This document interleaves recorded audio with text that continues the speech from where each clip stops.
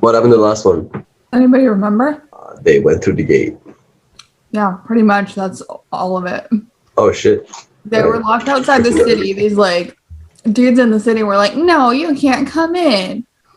Dante can come in, or you can come in, Virgil, but Dante can't. See what happens to him alone here in hell." See if he turns out okay. And then this like holy messenger came down and was like, he just like slammed in his way through and was like, "Hey, knock it off, let him through." Knock it off. Oh man. And then I was like, all right. Through the gate into this walled city. Do you remember what was in the walls? Yes. Dips? Yes. City of Dis. Oh, this! Oh, I heard dips.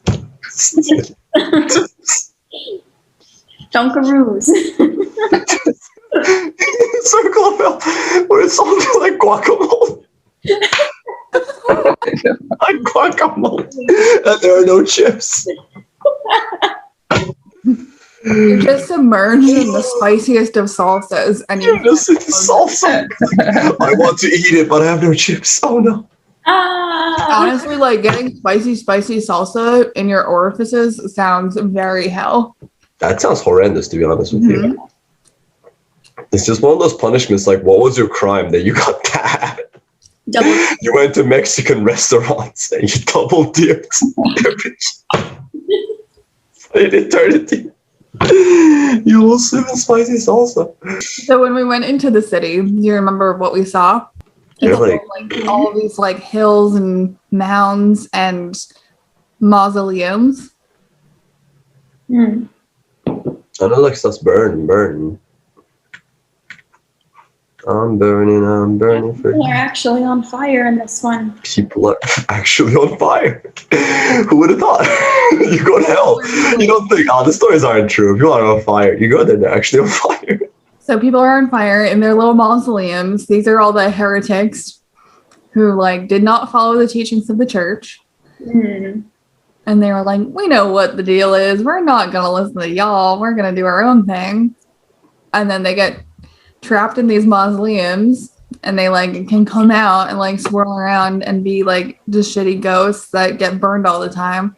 But when Judgment Day comes, they all get locked in their homes and locked in the fire and they can never emerge again. So that's pretty brutal. I like how they burn for eternity really applies to a very specific group of people in hell. The quintessential hell insult. Well, don't mess with the Pope. Don't mess with the Pope, man. Except Dante doesn't think the Pope is like necessarily guiding anybody to heaven either. So that's true. Don't mess with the concept of the Pope. This Pope, who cares? The concept of the Pope. Title of my new album. That's it. Drop it next week. An Alison Rugg single. So a couple key concepts from the last chapter. One is that even though Virgil has all of this logic and all of this wisdom and it like has been through hell before, he can't figure out a solution for this barrier. And then God just sends a messenger down and is like, boom, okay, like get everybody in line.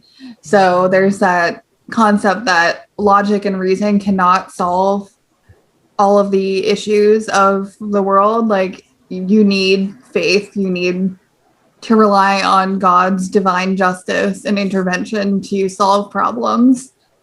And then in this heretic's land, Dante was scared again. And Virgil was like, I don't know, bro, I don't know what to do. And Dante was like, come on, like, don't leave me. If you leave me, I'll die. And then when we get into the land of the heretics, there's like all these like mounds where lesser heretics are all like buried and just like unconscious. But then the mausoleums are for like the larger, like the bigger, like the leaders of heretic groups and teachers and things like that. Alpha heretics. All right. Now wends his way along a narrow path between the torments and the city's wall, my teacher, and behind his shoulders, I. lofty virtue, I began, that leads me around the impious circles at thy pleasure. Converse with me and satisfy my wishes. The people that are lying in the tombs, could they be seen? For all the lids are raised, it seems, and there is no one keeping guard. and he to me, They all will be locked in. When from Jehoshaphat we return together, they have left above. On this side have the burial place with Epicurus, all his followers, who claim that with the body dies the soul.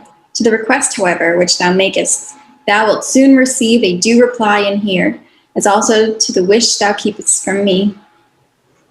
and I, Good leader, I but keep my heart concealed from thee, in order to speak little.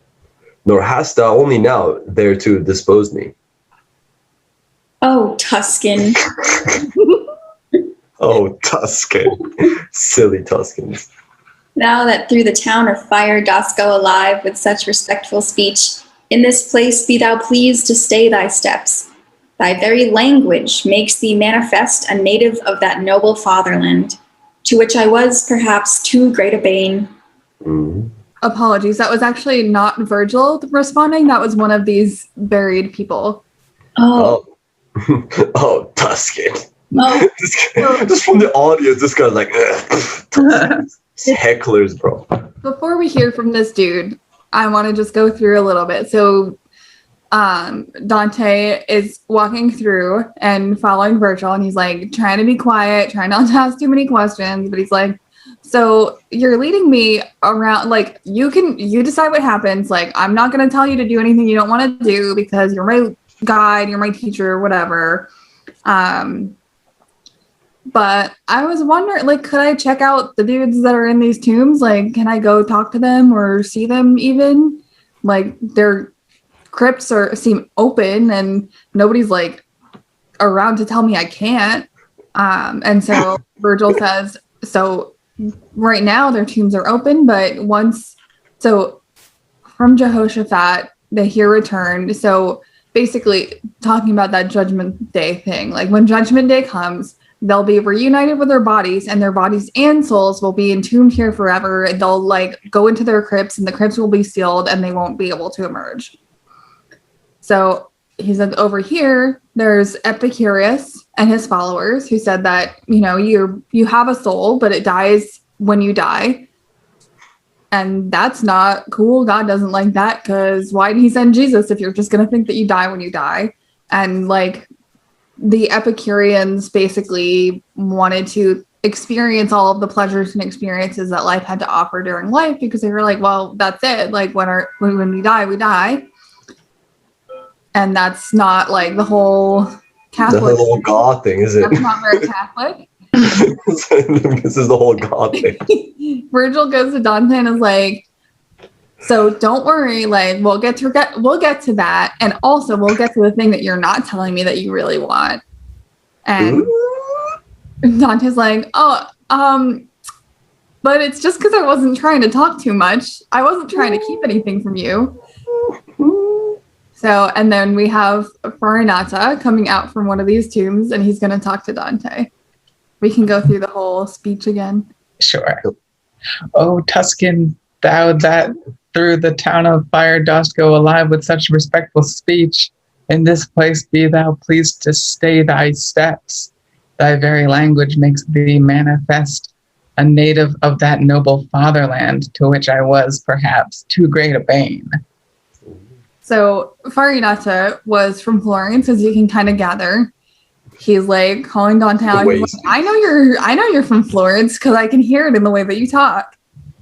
And reveals that he also came from Florence. He's like, yeah, me too. It's like, cool. Me too, bro. All of a sudden, he forth these words from one of those arc tombs. Hence I, in fear, a little closer to my leader drew. So Dante's like, hey, can I go see those dead people? And Virgil's like, we'll get to that. And then one of them talks to him, and Dante's like, no, I'm scared. I know. Oh my, he's like, oh, Tuscan, I'm from Tuscan. He's like, oh my God, me too. Oh my God. Did you ever go to that place? So Virgil said, Turn around. What doest thou? See Farinata, who has risen there. Thou'lt see him wholly from his girdle up. So like basically from the waist up. So like thanks for clarifying. So we're just like, what are you doing? Like, well, you just asked me to go see this. Now you're like cowering behind me and he's talking to you and he knows you. Like, go introduce yourself. Go say hi. Go make friends. Come on now, don't be shy. Friends, Dante. Go talk to him. Come on, he wants to talk to you. But I know you're still hurting over Beatrice, but go talk to him. I got you. I'm your wingman. He likes you. Already had I fixed mine eyes on his, and he was standing up with chest and head erect, as if he had great scorn for hell. My leader then, with bold and ready hands, pushed me between the sepulchres towards him, saying, Now let thy words be frank and clear. Oh, go get him. Go get him, tiger. Go get him, tiger. When I was neath his tomb, he looked at me a while, and then, as though disdainfully, he asked of me, Who were thine ancestors? And I, who was desirous to obey, hid it not from him, but revealed it all, whereat he slightly raised his brows and said, So bitterly were they... Wait, is this... yeah, sorry, Okay, so bitterly were they opposed to me, and to mine ancestors, and to my party, that I on 2 occasions scattered them. If they were driven out. I answered him, From all directions they returned both times. Your people, though, have not well learned that art. A shade then at the tomb's uncovered mouth rose at his side as far up as his chin. I think that he had risen upon his knees. Round me he looked as if he wished to see whether some other one were with me there. But when his doubts had wholly spent itself, weeping, he said, If thou through this blind prison dost go by reason of high-mindedness, where is my son? And why is he not with thee? And I to him, I come not by myself. He who is waiting yonder leads me here. One whom, perhaps, your Guido held in scorn. God, I hate Guido. Guido, dude. Freaking Guido. The nature of his torment and his words had read this person's name to me already. On this account was my reply so full.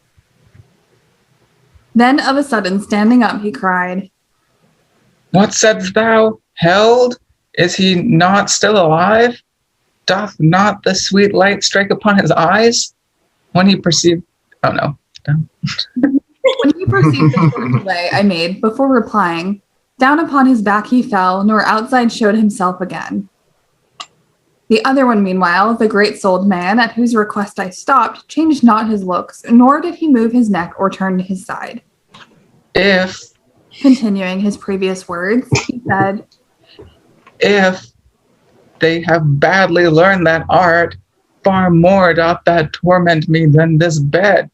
And yet that lady's face who ruleth here shall not be lighted 50 times again, ere thou shalt know how heavy that art is. And so mayst thou return to this sweet world. Pray tell me why so pitiless toward mine that people is in every law of theirs.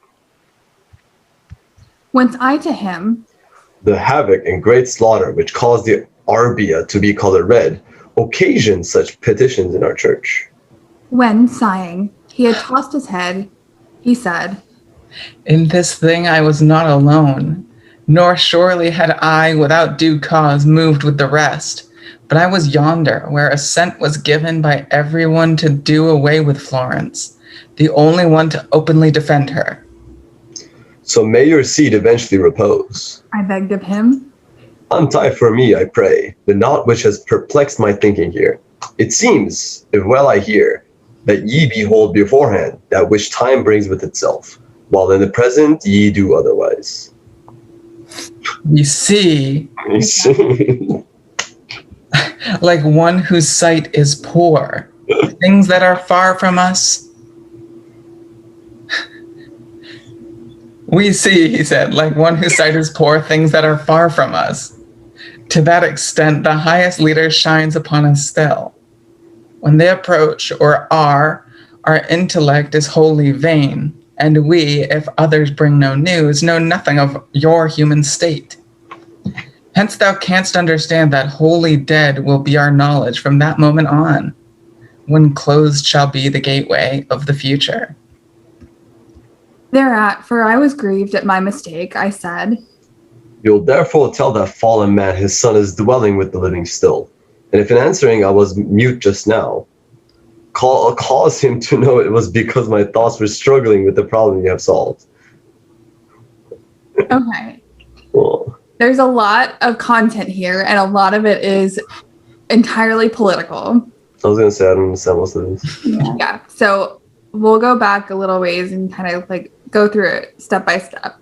So first, Farinata, who was a notable Ghibelline. He was a leader of one of the Ghibellines, which were the people that initially kicked all of the Guelphs out of Florence. The Guelphs came back, and then the Guelph party split, and then the white Guelphs got kicked out of Florence again. So, but, you know, when the Guelphs came back, they ousted the Ghibellines, and the Ghibellines never took back over. If you recall, the Ghibellines were the ones that thought the Holy Roman Empire emperor should have more power over more areas, whereas the Guelphs thought that there should be balance, and then the Black Ghibellines thought that the Pope should be able to take more control, whereas the whites wanted things to be more in balance. So Dante, they're basically just like dissing each other for a little while. Farinata goes up to Dante and he's like, I know you're from Florence. What's your deal? What's your deal? And then he's like, who are your ancestors? What are you? Classic conversation starter. Like, goes through the whole story. He's like, let me tell you all about my dad. And then tells him all about his dad, all the situation. And Farinata was like, oh, you're one of those. Like, you guys got kicked out so many times. And he was like, yeah, but we came back every time. Your folks did never come back even. They just got kicked out and stayed out. And Farinata was like, yeah, that does suck. And that's much more upsetting to me than being trapped in a tomb full of fire. Yeah, it's like the man's got weird perspective, not gonna lie. But like, it is very much in line with Dante's situation, where Dante's like, you know, if whatever happens to me, I want Florence. Like, Florence comes first. And so it's really interesting. You see the respect here that Dante had for this person, because even though they were mortal enemies and they were completely on opposite sides of the conflict, Dante was like, this person cares more about his country and about his family and about like what he sees as right than he does about his own suffering. And he has a lot of respect for that, even though he completely disagrees with his political views. So in the middle of them talking, like while they're talking trash, this other guy comes up. And this other guy is Guido Cavalcanti's father. He comes up and he's like, why are you by yourself? Where's my son? Why isn't he with you? Because he, like, you know, he thinks his son is so great. And if anybody should be traveling alive through hell on a holy journey, it should be his son. And Dante's like, well, maybe God didn't like your son that much. And like, maybe your son sucks. What do you mean didn't like? Is he dead? Oh no. And Dante was like, no, dude. And he was like, oh no. And then he just like falls over in grief and is like, no, my son is dead. And then he goes back into his tomb and doesn't come back out. And Dante was like, hey bro, he's not dead. But he's kind of distracted because he wants to know what happens in Florence. And then kind of this whole rest of the conversation with so, you know, there's a lot of Dante really clearly laying out his beliefs. He's like, these people and their beliefs caused a lot of bloodshed and a lot of harm and made things worse.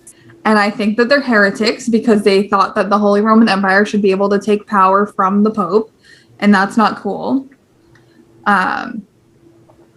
But so in general, part of Dante respecting Farinata is, he later says, where assent was given by everyone to do away with Florence, I was the only one to openly defend her. So even though he was a proponent of the emperor and against the Pope, which, you know, later the Pope kind of was a jerk to Dante. So Dante doesn't like love the Pope that much either anymore. But even though he, you know, was on opposite sides, he also like he was he was like the complete opposite of Dante, but exactly the same in the amount that they both loved Florence and wanted it to succeed and wanted it to survive.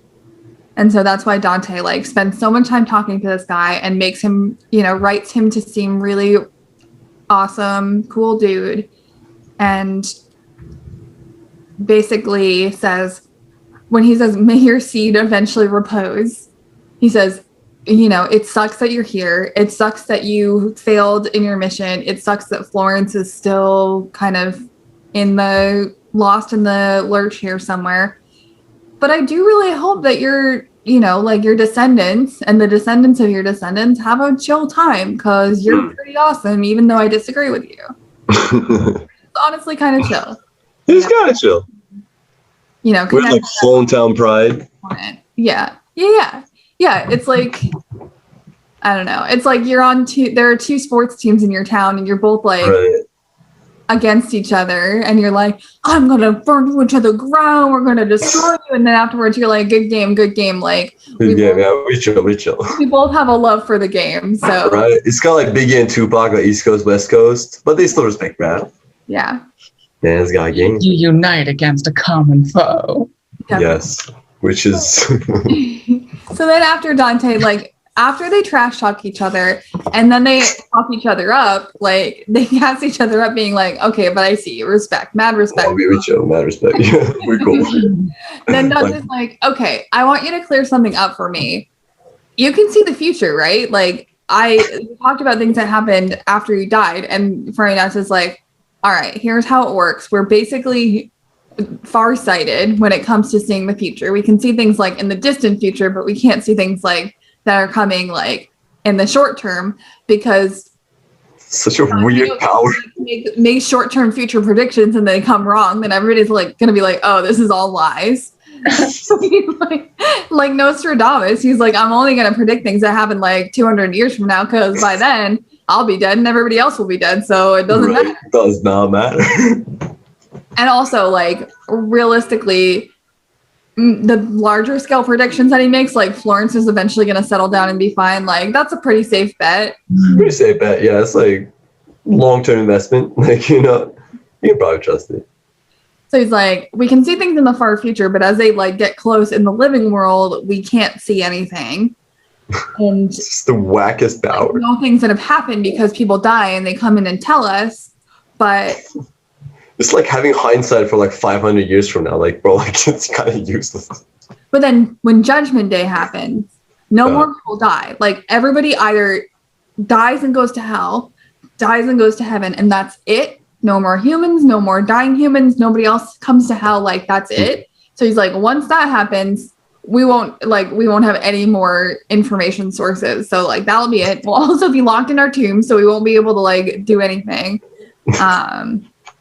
And Dante's like, well, that sucks, because I really wanted to know how to get back to Florence and make sure everything was going to be okay. But it's a whack prediction. I want my money back. And he's like, okay, also, you know that guy that came out and was like, where's my son? And I was like, oh, bud, chill. And he was like, my son's dead. And he ran away. Can you just let him know that his son's not dead and it's fine? And the only reason I didn't answer him is because I was like thinking about the future and like what's going to happen to Florence. I was so busy thinking about the future. Yeah. So it's like everything that just happened. They basically talk about politics. They trash talk each other. They gas each other up. They talk about the future, and they talk about like their opposing but similar beliefs and goals. And then this other dude is like only cares about his son. But Guido Cavalcanti was like actually a pretty chill dude in Dante's eyes. So, let me see. Guido was also a famous Florentine poet. Oh, I've heard the name before. And he at one point was betrothed to the daughter of Farinata, who's the first person that we talked to. Oh. They were friends. He and Dante were friends. He was also a Guelph, so this guy, Farinata, Guido's father is just like around. Oh, is that? Oh, sorry, go on. Sorry. Cool. So Guido and Dante were like actually buds, but Dante's still trash talking him because he trash talks everybody. Oh, wait, so Guido Cavalcanti is the guy. Yeah. Which is still Nova guy. What? He is the guy that invented modern Italian poetry. Yeah, pretty much. Oh my god. Okay. Oh, so this guy's actually pretty sick. Yeah, he died before Dante, but like, Jesus Christ, this guy's like Dante's main influence. And his only appearance is like, yo, where's my son? Really? That's amazing. Yeah, like this guy's like an era in Italian poetry. I can't believe his thing is like, what is that called? What is that word? When someone enters a show. Appearance? Not appearance, but there's like another word for it, right? Crossover episode. Not even crossover episode. There's another word for it. I forgot. Like a cameo. His cameo is so short. I can't freaking believe this. Jesus Christ. By the way, yeah, this guy's the father of modern Italian, like the holy writing. It's just as yo, where's my dad? Where's my son? So according to the commentary that I have, at a certain point, the black and white Guelphs were fighting so much that in order to establish peace in Florence, they exiled the heads of both parties, one of which was Guido. And so Dante, like in his role in politics in Florence, was a part of exiling his friend Guido. And Guido was like exiled and then got malaria when he was in exile and died soon after returning home. So that's sad. And then the other part of that exchange is that it intentionally echoes Aeneas's conversation with Andromache in the underworld from the Aeneid. So he's like, you know, in the exchange with Andromache, Andromache says, "Art thou a real form, a real messenger coming to me, goddess born? Art living, or if kindly light has fled? Where is Hector?" So she's like, "Are you real? Like, what's your deal? Are you real? Why are you here? Where's my son?" Oh. That one hits a lot harder because I know the characters. Your son was thrown off the ramparts, died at 1 year old. I'm so sorry. I'm so sorry about your son. Brutal. Andromache deserved better. Andromache deserved better, man. Really? Pretty much all of the women in all of classic Greek literature deserve better. All women in all literature deserve better, bro. That is true. No, you're f***ing right, dude. Absolutely. That's what I'm saying. Just freaking, yeah. We have an agenda now. Glad we finally found a mission for you, Murat. Finally, that's my mission. Relieve all women in all literature. Except for what's her face. Well, actually, you know what? Even the Macbeth lady was like not that bad. Lady Macbeth? No, she deserves better. Macbeth lady? You mean Lady Macbeth? Lady Macbeth. Macbeth lady. No, who was it? The lady in Macbeth. What was that one? Like, what was it? Poppensbury? Like, the classic one. She deserved better. She should not have. What was it? Elizabeth Queen? Like, she was alright. All right. So after Dante has these lengthy conversations with these folks. What? Sorry. Just said Hillary Clinton. No. Oh man, as a hero of fiction. Okay, continue. Continue, ignore me. Okay, Dante has these conversations with all these folks, finds out a bunch of stuff, including the fact that people can't help him by predicting the short-term future and telling him what to do to save his city. Finding out that people are freaking useless. Sad. And now my teacher was recalling me. With greater haste, I therefore begged the spirit that he would tell me who was with him there. He said, "With o'er 1,000 here I lie. The second Frederick and the cardinal are here within. I speak not to the rest." He thereupon concealed himself, and I, those words recalling which seemed hostile to me, back towards the ancient poet turned my steps. The latter moved, and then, as on we went, he said to me, Why art thou so perplexed? And him, in what he asked, I satisfied. Then let thy mind preserve That sage enjoined. what thou hast heard against thyself. Pay now attention here. His finger then he raised. Is it still Virgil? Yes. I think so. When in the sweet ray's presence thou shalt be of her whose lovely eyes see everything, from her thou'lt know the journey of thy life. Thereafter, to the left he turned his feet. We left the wall and toward the middle went along a path which a valley leads, which even up there unpleasant made its stench. Oh, wow. Next thought stinks. So, one final question. Dante's like, all right, I gotta go. My dad's calling me. But before I go, That's gone. who else is in there with you? Daddy Virgil's calling me. Who else is in there with you? And he's like, okay, well, there's over 1,000 people here, but like, here's a couple importance. Federico Secondo, the Cardinal, and I'm not going to tell you anybody else because either Dante's like, I'm in a rush, don't talk too much, or he doesn't want to throw too many people. He doesn't want to trash too many people because he's afraid he'll get in trouble and punished. Fair. Mm-hmm. Fair, honestly.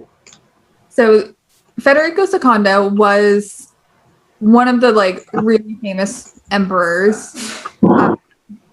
He was That's the second one. Yeah, so he was the Holy Roman Emperor. In theory, he was like among the Epicureans that said like your soul dies along with your body. He also, because that was the Corte de Federico Secondo in Sicily, right? Do you know Murat? I don't know that well, to be honest. I believe so. I believe he had like this crazy like party court in Sicily where just like all of the like every religion, every field, like every branch of study just came and hung out, and like they were like philosophers and writers and poets and historians and mathematicians and artists, and like all these people would just come and hang out in his court. And so it's just like this, honestly, it sounds super cool, and it sounds very similar to like that first circle that we talked about where all the poets and writers and all the awesome people just like get to hang out forever and just talk to each other and like research and write and create and do all this stuff. So honestly, you know what would have been a hot move for Dante is if he was like, and I talked to these poets and I asked them to tell me what they've been working on. And here's one poet that Homer wrote. That'd be sick. You know, there's a bunch of people who did that for Edgar Allan Poe. Like a bunch of psychics said that they were receiving poems from Edgar Allan Poe, and there's like a few books that are poems by Edgar Allan Poe written after he died. What? I'm obsessed with that. That is quite sick. And that is so on brand. Like any poet that a bunch of psychics and mediums would pick, it's gonna be Edgar Allan Poe. That's a very good point, actually. How come these mediums aren't like, oh well, I learned some poems from Byron? Like what do they do? Oh, he's not the only ghost poet. Like, well, I feel like it's a two-way street because I think of all the authors in all of time, the one who is most likely to purposefully seek out mediums to write more books, it would be Edgar Allan Poe. That's true. I was too sad in life. I needed to stick around so I could just be sad for longer. And I'm sorry, I'm not done being sad yet. Heaven's like, bro, let's go. He's like, nah, bro. I need to write some sad shit. All right. There's a lot of like weird occult like poets and authors and stuff. Like there's so many poets and authors. To haunt the shit out of all of us. Like my favorite is like, you know, like I get one psychic pulling this, but so many psychics. Like Edgar Allan Poe went to everywhere. He's like, yo, bro, yo. Like, all right. He's like, yeah, let me tell you this one. I volunteer to be haunted by the ghost of Mary Shelley. Who's that? She's pretty spooky. She wrote Frankenstein. She wrote Frankenstein? Wait, Frankenstein was written by a woman? Yeah. Sick. In like a weekend, they all like bet each other that they couldn't write a good book in a weekend, and she was just like, I got this, boo. And then it's like a classic. Frankenstein was written over like yes, she and her husband and their like cool other author friends were just like hanging out in a spooky house one day, and they were like, oh, let's all write books together. Like, what? Okay, first of all, that's like the worst party, but also like the best party. Imagine we all got together after like 5 years. Like, all right, let's hang out. Oh, what should we do? Oh, let's just go into a corner. To be fair though, like they didn't have Jackbox games. Like, what else were they gonna do? Yeah. And imagine like we all like we're like, okay, split. We're splitting for a day. Whatever we write is great, and then we come back and we like. That's not all right, here's what I got. Let's go. It's basically like a writer's retreat. I see. It is basically, I think, what we're coming. That sounds kind of fun. Like, give one premise. Yeah, I think if you go in with that intention, it's one thing. If you're like, all right, like I got the whiskey, I got the like everything you need. Like I got some board games, I got Parcheesi. Let's go. Like let's go for a walk. And everybody's like, it's writing time now. All right. So I got the frisbees, I got the swimsuits. They're like, I'm gonna hang out with you and write at home. I mean, not gonna lie, that both sound pretty fun.